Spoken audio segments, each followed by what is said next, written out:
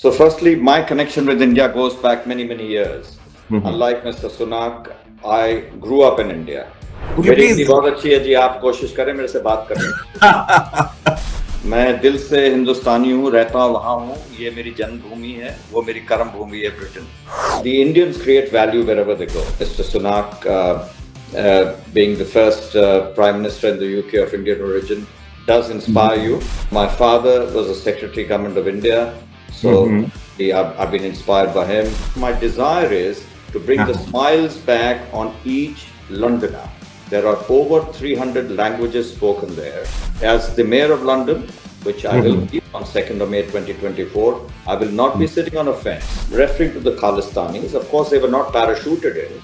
It's the responsibility of the host nation, and the flag being desecrated and disrespected should never have been allowed. यहीं मैं बड़ा हुआ आपके लाड प्यार से, और आपकी ब्लेसिंग्स चाहिए, दुआएं चाहिए। भारत का वासी, भारत के ओरिजिन से फिर दुनिया में एक तरीके से बहुत बड़े ओहदे पे बैठेगा, वो आपकी prayers or blessings के बिना नहीं होगा। Hello and welcome. You're watching One India News. My name is Pankaj Mishra, and I am joined by someone who is definitely going to make the heads turn and also grab all the headlines in the days to come. Tarun Ghulati, the mayoral candidate for London, and he has thrown his hat in the ring, obviously under the stewardship of Prime Minister Rishi Sunak.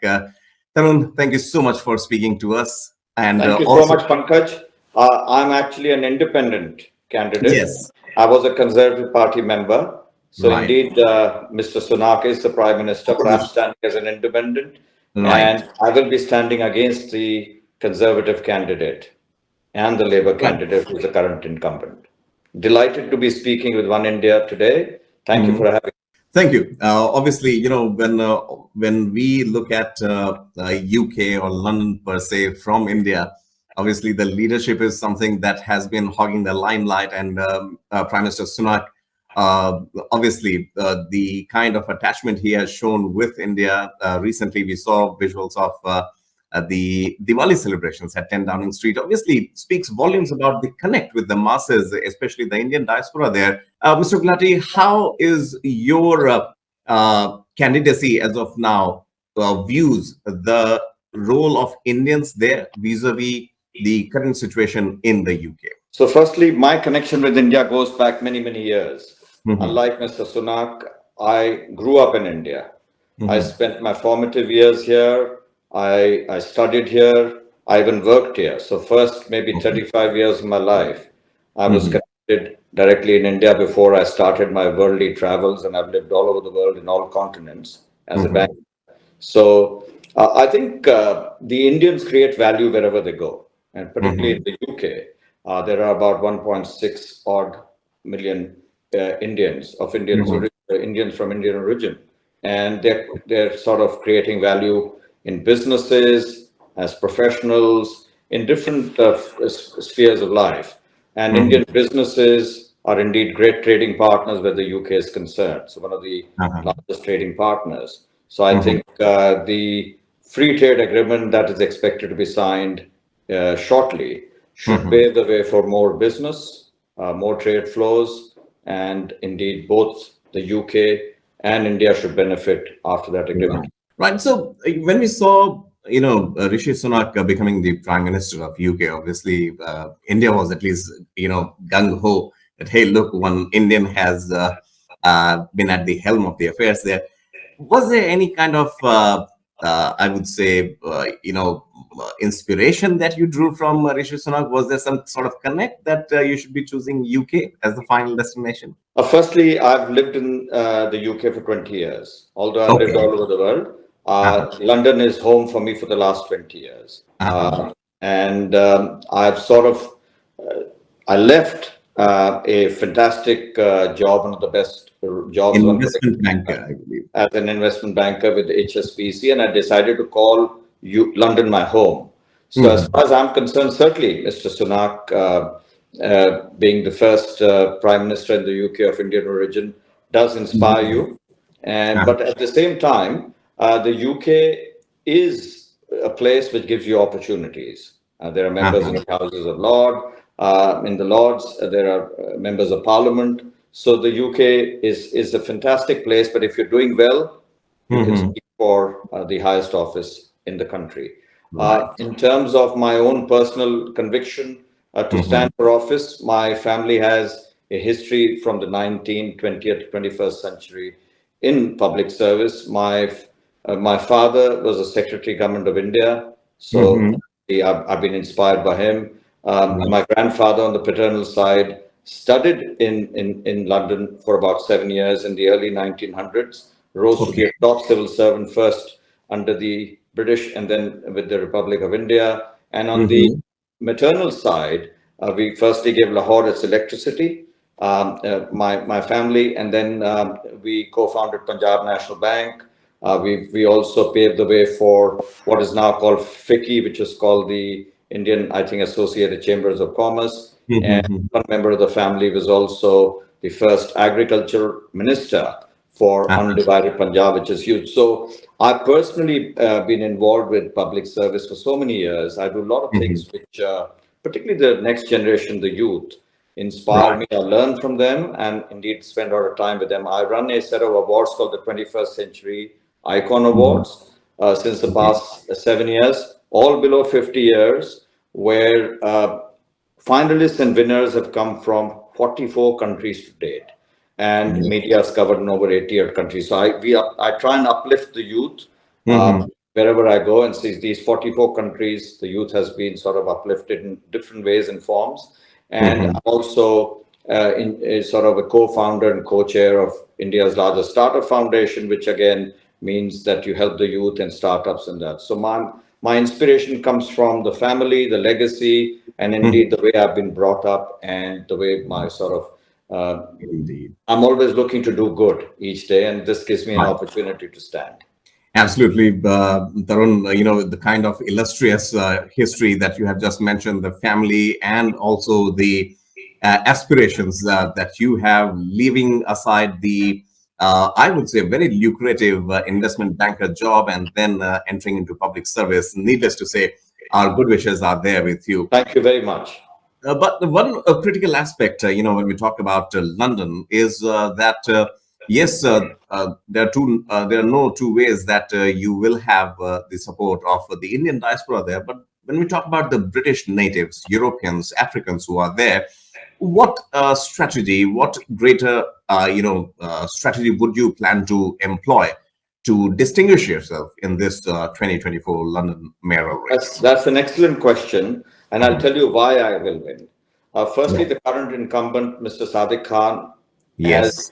has started some policies that are not effective, they're not efficient, and they need to be abolished. For instance, his policy to have the ultra-low emission zones. For instance, if you're driving a vehicle which is registered at a certain date, and if you're driving a vehicle which is older, you pay £12.50 to enter.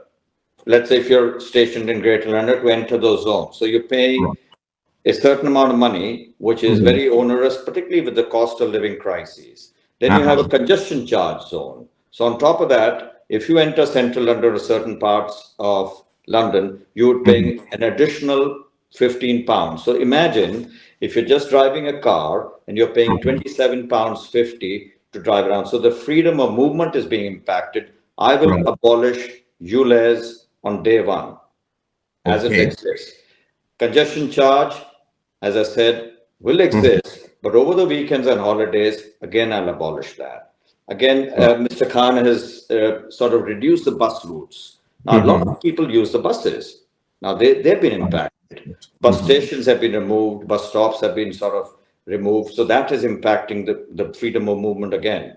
Again, he's introduced 20-mile-per-hour zones. Now, you'll appreciate that London was initially a set of villages. So you can't have a one-size-fit-all. Traffic moves a certain way. Once you monitor that, then you see where you need 30-mile zones where it's not an accident-prone area. But if something else, you have sort of statistics to point out, some places this needs to be removed. So I'm going to sort of review that and remove it where it's not required. There are cycle lanes where they're not required. Let me give you an idea of Mayfair, the Park Lane area.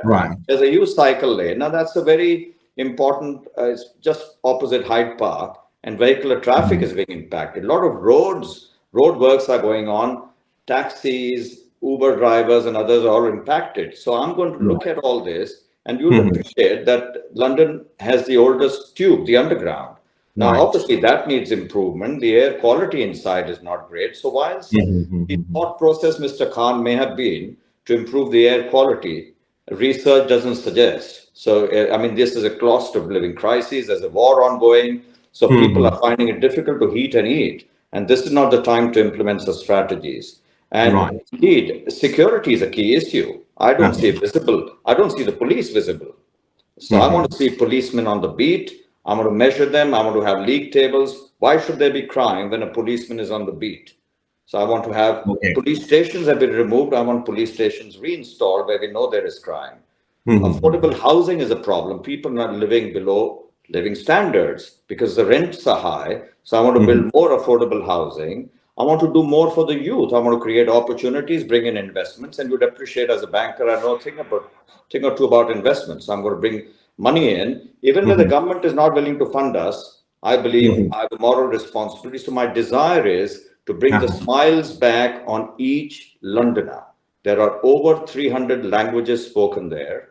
You alluded to certain people living there, but there are so many people from all over the world who call London their home. It will be my responsibility to make sure I bring the mojo back for London and make sure everyone is uplifted. So I have a leveling up agenda, which will make sure every single Londoner benefits from. Tarun, when I hear you, there is, a term that we use here in India, Vasudhaiv Kutumbakam, the whole world is a family. And the way you have envisioned the plans for London, it's all encompassing and also keeping law and order and, public safety also on top priority. One key aspect that comes out, Tarun, here is the fact that there are not just different nationalities or nationals who are living in London, but there are also different cultures. Hinduism being one, then you have various other communities living there, sizable population of Muslims also, and so on and so forth. What is your view when it comes to uh, not solving, but at least giving them that right and freedom and space to exercise their rights freely? I think firstly, you make a very good point. Religion is a very personal thing. So Right. I'm born a Hindu. I believe in Sanatana. I also Dharma, and I also believe in Vasudeva Kutumbakam, where the one world is one family. But that Right. also teaches us, the Hindu values also teach me that everyone needs to be respected, given the opportunity, and all religions need to be Absolutely. respected. So against that, you'll be surprised. I had a wonderful meeting with the Shah Imam Jam Masjid, and I spent an hour and a half at a residence. I'm meeting other religious leaders, and London is a melting pot. It's like a global bank. So if you Right. look at it in that perspective, you got to respect cultures, you got to respect beliefs, and give everybody a chance to live together, and make sure no remarks or any action is taken which actually makes people believe this is not the case. In the recent past, we've heard some members of the public and others making remarks where things have incited in a certain element of excitement in people's mind. That should not happen. We must make sure we Right. respect people and make sure everybody moves in the same direction. When you see a plane taking off from a runway, everything comes together. I want to make sure all Londoners come together, live in harmony, and there's a living bridge. I'm actually visiting several countries, meeting several heads of state to make sure I take advantage of the diaspora that lives in London so that we can understand. Unless you understand, each diaspora may have different aspirations, Right. different issues, different problems. Unless you understand them and speak with people, you can't find the right solution. So I want to have an engagement, a dialogue where there's a collective sort of at least a thinking which evolves the decision-making process. Right. Tarun, this evening itself, there have been a couple of developments as far as the top leadership, Rishi Sunak's cabinet is concerned. David Cameron has been brought back as foreign secretary, if I'm not wrong, and one cabinet minister has been sacked also because of the pro-Palestine march that happened in the UK. We have seen in the past also, be it the Khalistani elements, pro-Khalistani supporters, they have also been protesting there, raising anti-India slogans. Now we have pro-Palestine approach, pro-Palestine marches happening. How central or how focal is London? Because I know, and our viewers would also agree, that the steps that the central government, Rishi Sunak's government, takes has also a bearing on the capital city. So your job in that case becomes, increases manifold. I mean, you might be in opposition, you might be an independent candidate, but then the steps being taken there have their ramifications here. So how do you plan to actually attend to them and manage the city when it comes to these marches? I've led large companies. I know what a dashboard looks like. For me, there should be no differentiation. Everybody living in London, if there's a protest march and it's peaceful, and as you correctly alluded to, the Palestinians are currently in central London and other parts of London, no problem in doing that. But nobody should be making remarks that incites the sentiments. There is a Right. strife going on, and both sides of the strife may have rationale behind them. But at the same time, we know that civilians are being affected, particularly as we know in Gaza as we speak. There are children there, there are civilians there. So long as I can see humanitarian aid flowing in, so long as there are medicines going in, we need to make sure there's a safe passage. So if there people are protesting for the safety of those children, the refugees there and the others in those camps, if it's peaceful, then the political establishment should make sure no remarks are made that incites any sorts of sentiments. Right.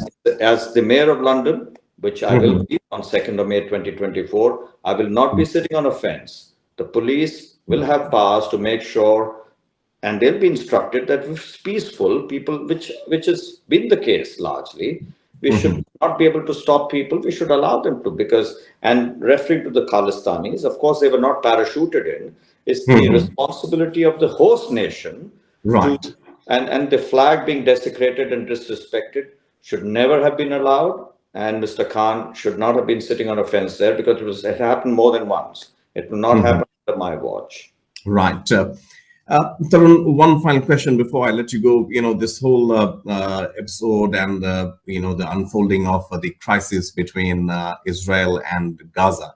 Although Palestinians have or are paying the price as we speak, we saw Prime Minister Sunak making a visit to Tel Aviv, meeting the Prime Minister of Israel, Netanyahu, there.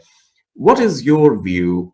It's a either it's a balancing act, or it's a sort of teaching the Hamas a lesson sort of scenario. The whole world appears to be divided here.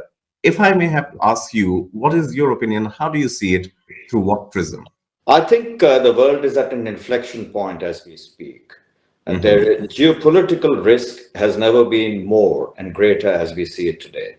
It not only because of the war going on in Europe, but the world is actually at a point where it's at a tipping point where we need to be extremely careful. And I think some sense need to prevail with some senior leaders to get together in a room and find a solution, because you can't have a problem lingering for too long. So whilst on the one side, a certain country may feel threatened and they were attacked on the 7th of October, but on the other side, we also need to make sure that there are civilians there. And if terrorism at any juncture should never be encouraged, so that action needs to be taken. There are hostages there that need to be released. But at the same time, I think some element of decision making around the table to find a long-term solution to this extremely extreme situation in the world, where, as I alluded to, if you don't find a solution, well, it can't go on forever. Can't go on forever. At least clearly, that's what an investment banker would also think. Like, you can't have a problem in front of you for longer than expected. Final question, Tarun. What legacy do you plan to leave once you become the mayor of London? How do you want to be remembered as working for London? I want to be remembered as a mayor who actually made a difference, brought about change, transformed lives, and made sure that everybody was leveled up. So if somebody is suffering with maybe the basic, if you remember Maslow's hierarchy of needs, basic necessities are missing, I want to provide that. If somebody is looking for education, I want to make sure it's there. There are students that need meals every day. I make sure I give it to them. I create opportunities for business. I make sure there's affordable housing, so living standards are uplifted. Basically, I want to bring, you will be surprised that London, whilst on the global index of global cities, is number one. But if you look at the number of Fortune 500 global companies headquarters that were in London, they have dropped from about 24 to about 14 now. Why is that? Because the costs are high. I want to make sure I bring in more business, uplift the lives. When you have trade flows, businesses thriving, SMEs actually looking good, and their businesses are looking good, then you bring back the smiles. When people are happier, all these problems you and I have been discussing actually should become a thing of the past. So I want to be remembered as somebody who brought about lasting change, so that, and not only as a city, but in the world, so that if I can pay a little, my sort of homage and contribution to the current problems in the world in terms of the actions I take, which I will take, that will pave the way for lasting peace. And some of the problems we've been talking along should be a matter of history. So that will be the legacy I would be looking for. Yeah, that's a pretty positive way to look at it. Definitely. I mean, no doubt the job is challenging, but the attitude I must give in Tarun here, that is definitely is to fight. But we'll get there, and we'll get there together. So let's work on it together. Thank you for having me today. It's indeed been a pleasure and privilege.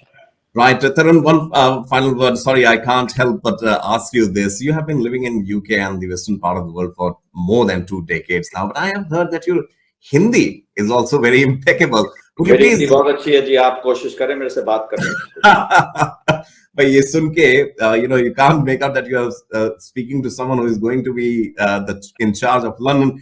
क्या message देना चाहेंगे? What message would you like to give to India, preferably in Hindi, in this festive season and in the years to come?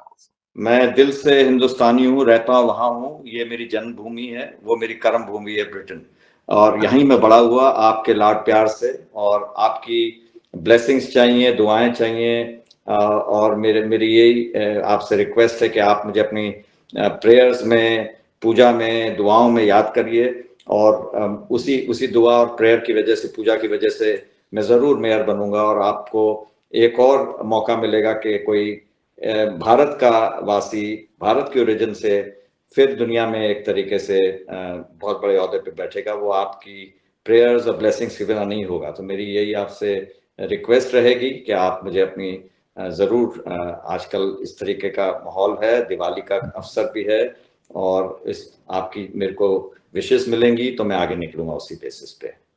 बहुत बहुत धन्यवाद. Tarun, our viewers would be delighted to hear you speak in Hindi and trust connecting, with the masses there, with so many diaspora, not just from the Asian continent, but from the African and European countries as well. Thank you so much. I have lived in Africa and Asia, so it'll be a pleasure if they also watch me today. And thank you for having me once again. Well, I think next interview we will focus on what countries and what continents you haven't been to. Indeed, I would await that opportunity. Definitely. Tarun Ghulati there. Tarun Ghulati, independent mayoral candidate for 2024 London mayor elections.